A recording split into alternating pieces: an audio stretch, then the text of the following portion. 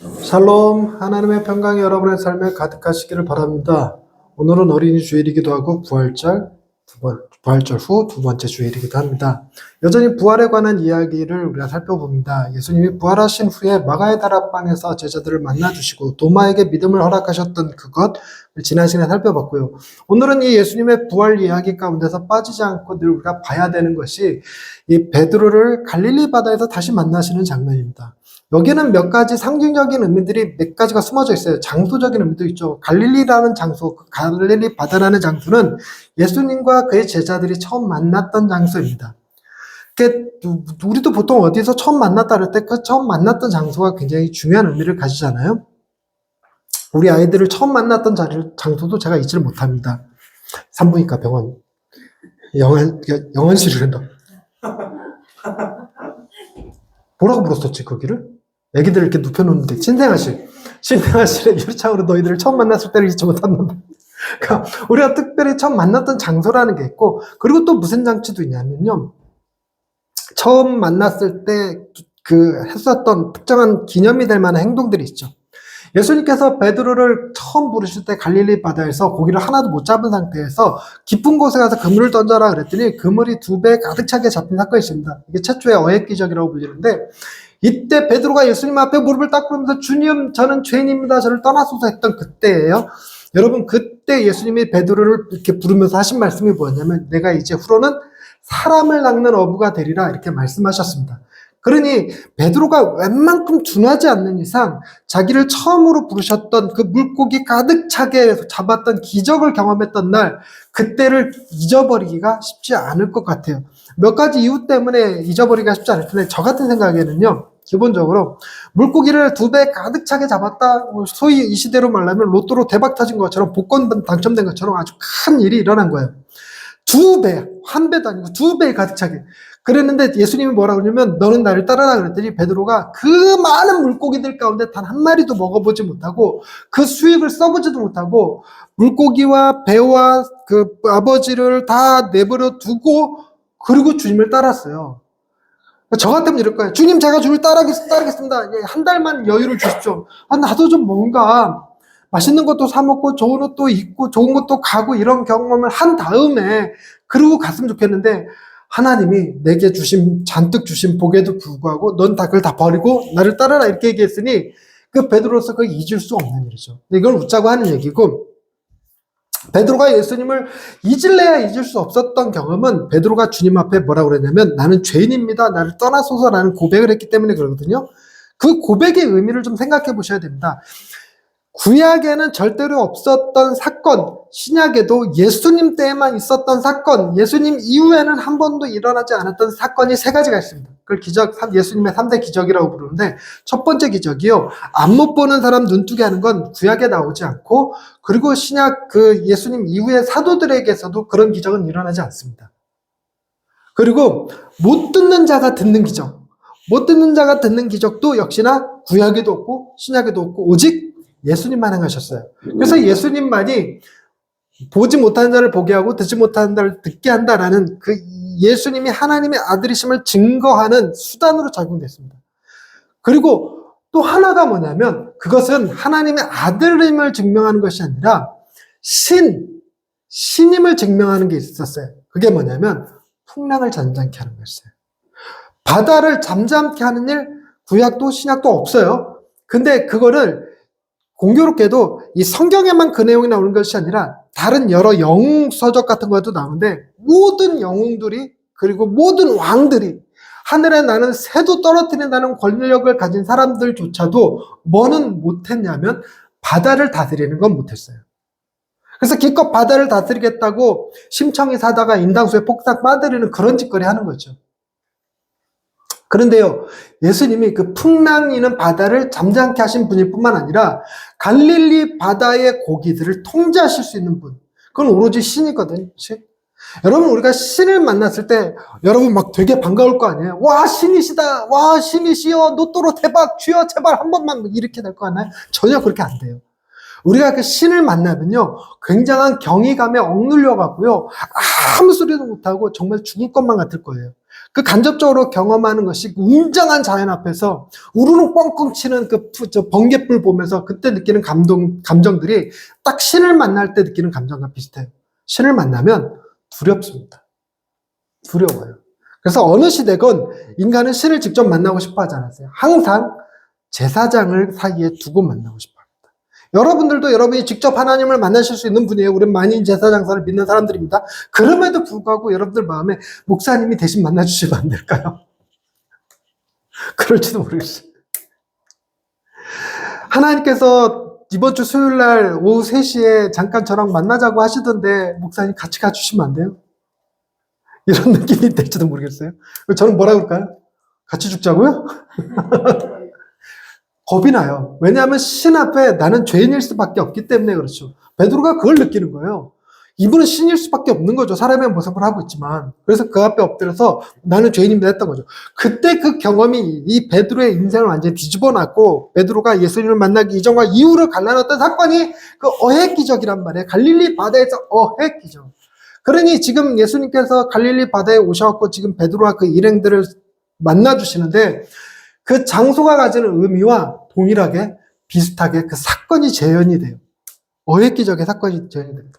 그래서 고기를 가득 잡았는데 본문에서 표현하는 게 고기의 숫자가 나오지 않나요?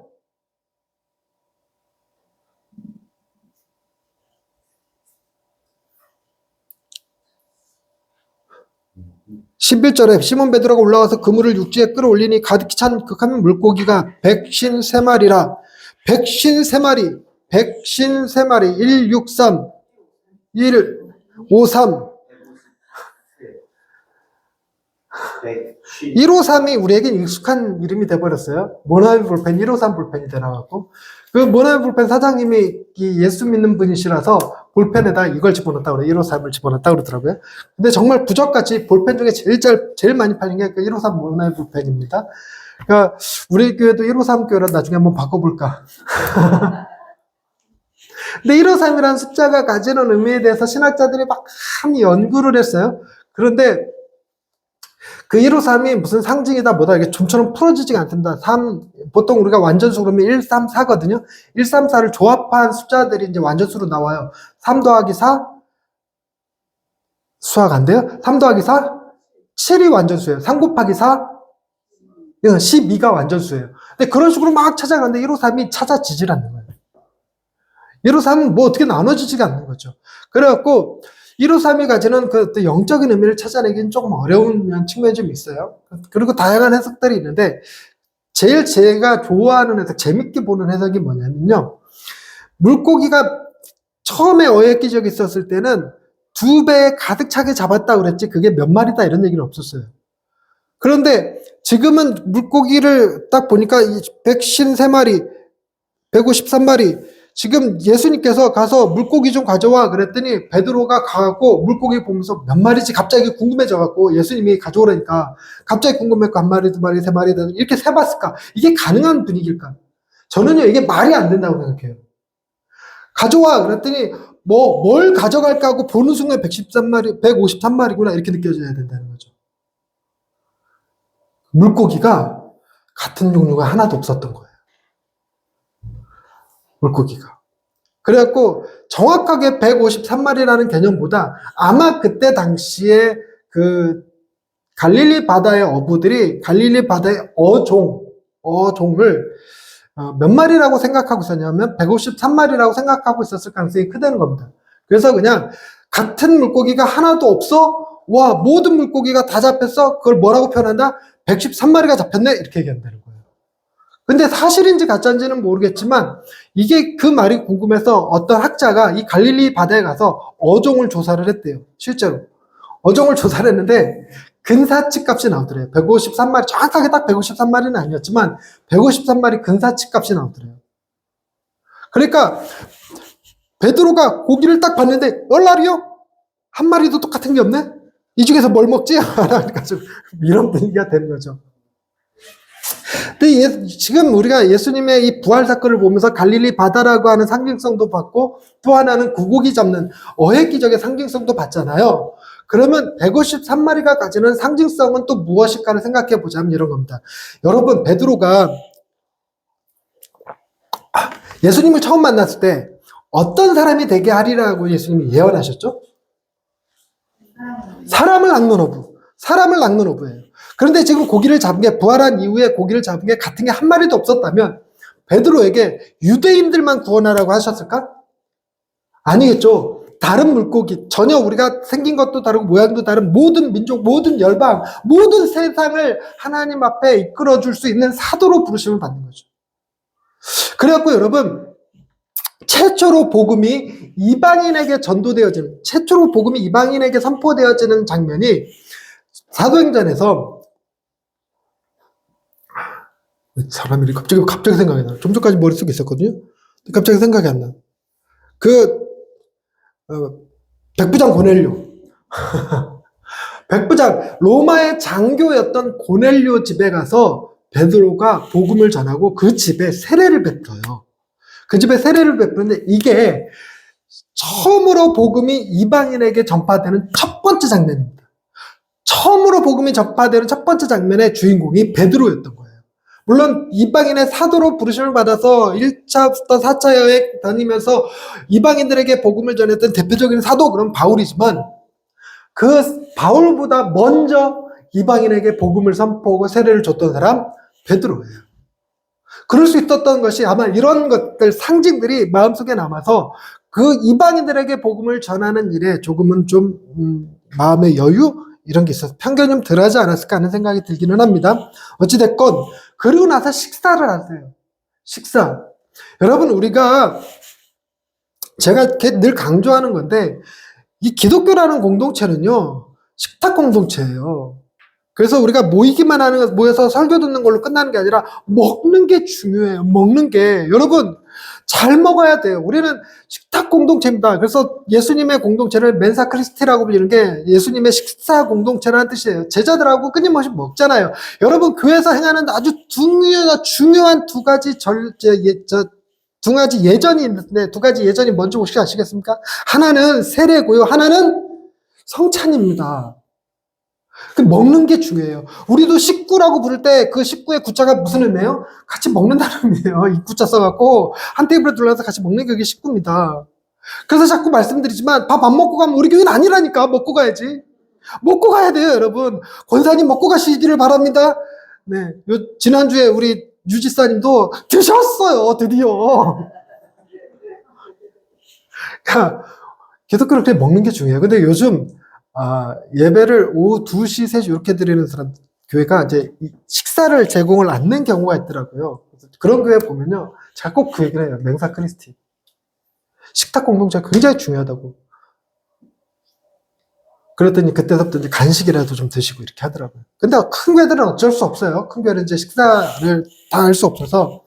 그래갖고 내가 같이 공부하시는 목사님이 아예 식사를 안 하시더라고요. 교회 내에 식사를 할 수 있는 시설 자체가 없대요. 그래서 예배 드리고 그냥 다 집에 간대요.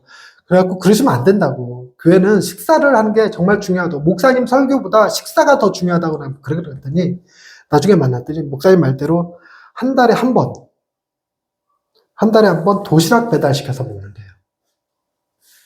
잘하셨습니다. 그 다음 말이 좀 과간인 게 교인들한테 도시락을 판대요. 그러지 마시고 누군가가 헌신할 수 있으면 더 좋습니다. 결혼 기념일이든 아니면 무슨 다양한 여러 가지 이벤트들을 기념해서 드리는 헌금에 그 식사값을 포함시켜서 교회에서 제공해 줘야 됩니다. 교회 재정이 부족하다 그러면 그렇게 사람들의 그 찬조를 좀 받아서 그렇게 하셔야지. 파시면 안 돼요. 어느 교회는 자꾸 팔아요. 요즘 많은 교회들이 큰 교회는 식권을 팔아요. 워낙에 많이 먹으니까 비싸게 파는 건 아닌데 파시더라고. 예, 우리 교회는 정말 말 그대로 우리의 헌신으로 각자의 헌신으로 뭐가 다른가 싶네 갑자기. 날마다 사 먹는 것과 한 달에 한 번쯤 내가 사는 거랑 뭐가 다르지? 어쨌든 달라요. 먹으셔야 됩니다. 먹고 가셔야 돼요. 예수님께서 지금 베드로에게 뭘 하실 거냐면 네가 날 사랑하느냐 3번 물어볼 거예요. 네가 날 사랑하느냐 3번 물어본다는 건 베드로가 예수님을 3번 모른다고 부인했기 때문에 그렇거든요. 그러니까 베드로가 지금 예수님께서 생선을 잡수시기 위해서 불을 피워나는데 그 불이라는 것도 상징도 베드로가 예수를 부인했던 장소에 불이 있었거든요. 불을 쬐고 있었단 말이에요. 그러니까 불이 그렇게 반가운 그림은 아니에요. 근데 그 불 위에 예수님께서 생선과 떡을 구워서 식사를 하시는 거예요, 같이. 그러고 난 다음에 네가 나를 사랑하냐 묻는 거죠. 여기에 굉장한 배려가 담겨 있습니다. 야단칠 때 칠더라도 여러분 제발 먹이고 야단치세요. 그 어머니 사랑을 얘기할 때 그런 얘기 하거든요. 한 석 달 만에 집에 들어왔어요. 애가 막 가출해갖고 막 난리를 치고 들어왔는데 뭐 이렇게 생긴 게 꼬라지가 말이 아닌 거예요. 뭐 삐쩍 말랐다거나 다쳤거나 그런 건 아닌데 뭐랄까 건들건들 거리고 그 싸가지 없는 모습으로 들어왔어요. 엄마가 야 이놈의 새끼야 너 어디다 나오라는데 이제 기어 들어오는 거야. 그러면서 그 다음에 뭐 하시는 줄 알아요? 냉장고 열면서 뭘 꺼내면서 인생을 이렇게 살면 안 되는 거야. 막 그러면서 와서 밥 먹어! 이렇게 한다는 거죠. 그 엄마의 사랑을 표현할 때 그렇게 얘기한대요. 아무리 시험을 망쳤건 뭐 나쁜 짓을 했건 우리 엄마들의 마음은 밥 챙겨주고 싶어요. 엄마들의 마음은 밥 챙겨주는 거고 아내는 좀 달라요. 제가 어머니랑 같이 사니까 아침을 꼬박꼬박 먹습니다. 이게 굉장한 축복이에요. 아침을 꼬박꼬박 먹을 수 있다는 거. 베드로에게 주님이 책망하시기 전에 너 왜 나 부인했어? 이 주제를 건드리기 전에 먼저 먹이신다는 거예요. 먼저 먹이신다는 거예요. 그리고 오늘 설교 제목이 뭡니까? 내 양을 먹이라. 여러분, 이게 그림으로 이어질 수 있어야 돼요. 갈릴리 바다, 어획 기적, 153마리, 거기에 예수님의 먹을 것을 먼저 주시고, 그 다음에 베드로의 잘못, 네가 나 3번 부인했지 하는 그 워딩에 내가 너 먹이고, 너는 내 양을 먹이라는 의도로 가고 있어요. 네가 나를 사랑하느냐? 내가 주를 사랑하는 줄 주께서 아시나이다. 내 양을 먹이라.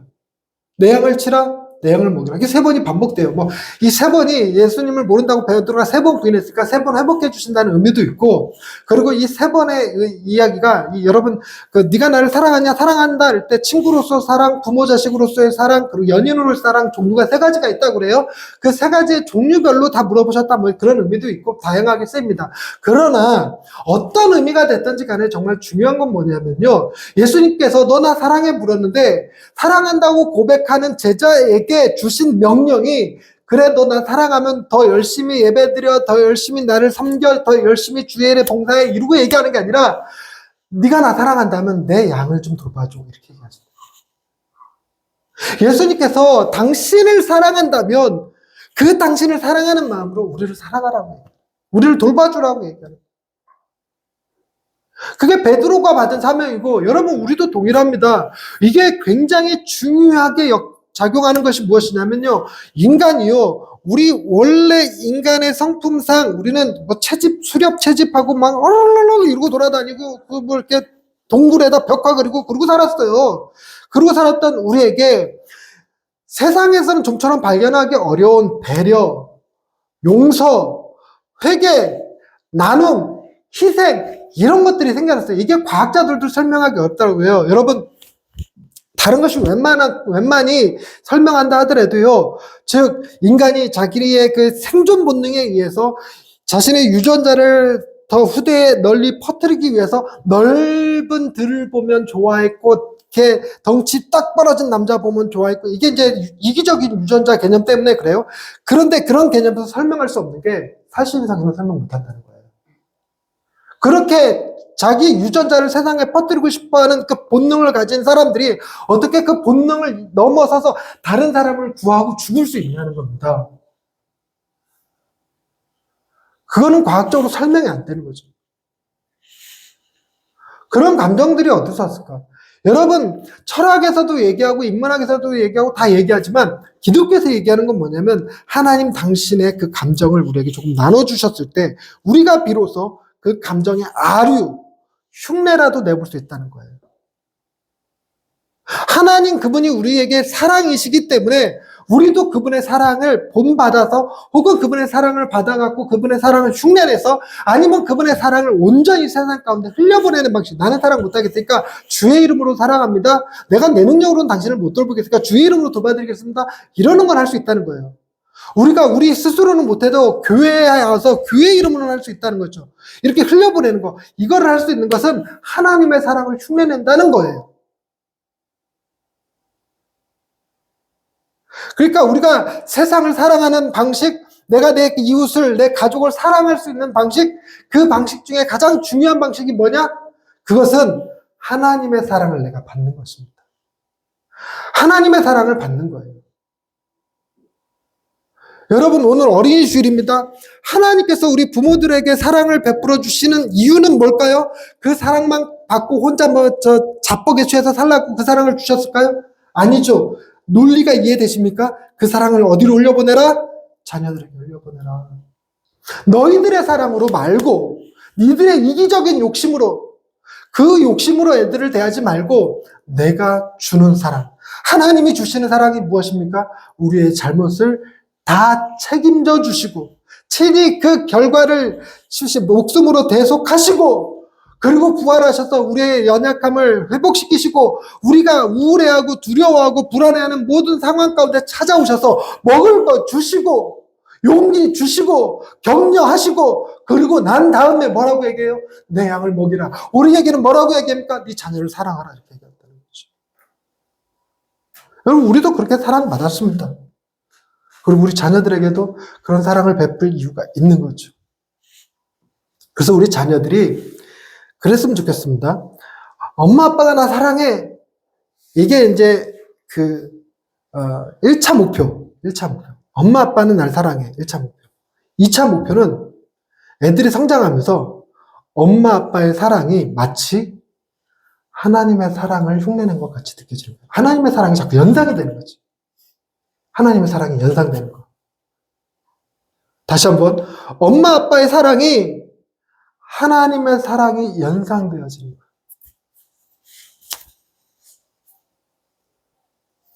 뭐라고요?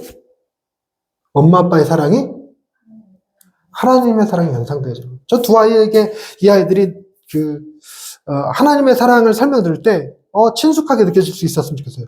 우리 아빠가 그랬던 것 같아. 이렇게 친숙하게 느껴질 수 있는 그러기를 위해서 노력을 많이 합니다. 물론 못하기는 해요. 못하긴 하지만 그러려고 노력을 합니다. 그런데 그래야 하는 이유가 우리는 우리 아이들이 죽을 때까지 사랑해 주지 못합니다.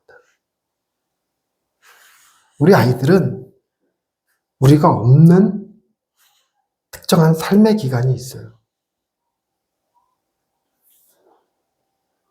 우리도 경험했잖아요. 근데 부모님의 사랑을 더 이상 경험할 수 없는, 그래서 영화나 소설 속에서 어머니의 사랑 나오면 그리움이 막 북받쳐 오르고 눈물이 솟구치고 이런단 말이에요. 우리 아이들에게도 동일하게 그런 시기가 오겠죠. 그때 엄마 아빠의 사랑은 줄 수 없어도 없으니까 그 아이들이 누구의 사랑으로는 살아갈 수 있어야 되냐면 엄마 아빠가 보여주었던 하나님의 사랑을 계속 붙들고 살 수 있어야 된다는 거죠. 내 힘으로 사랑하면 안 된다는 게, 이 아이들은 내가 주는 사랑으로 살 수 있는 존재들이 아닙니다. 이 아이들은 죽을 때까지 하나님의 사랑 붙들고 살아야 돼요. 하나님의 사랑을. 베드로가 예수님이 주신 사랑으로 예수님께서 허락하신 양들을 먹일 때 내 거다 이게 아니라 주의 이름으로, 내가 내 것은 없지만 내게 있는 것으로 너에게 주노니 곧 나사렛 예수 이름으로 일어나 걸어라. 이게 첫 번째 베드로 2절이거든요. 나사렛 이름으로 주.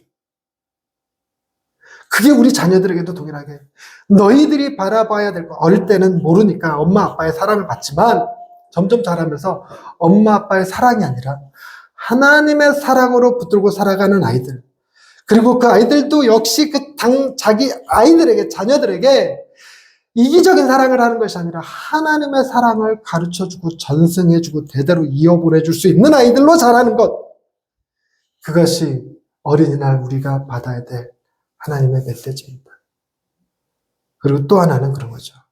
어차피 우리는 하나님 앞에 다 어린 아이들입니다. 하나님이 그렇게 우리를 사랑하십니다. 여러분이 여러분의 자녀들에게 주고 싶은 사랑이 있으신가요? 그 사랑의 원형을 하나님이 지금 우리에게 주시고 계십니다. 하나님 아버지, 우리의 마음에 하나님의 사랑을 부어주시니 감사합니다. 그 사랑으로 우리도 우리의 자녀들을 사랑하길 원합니다.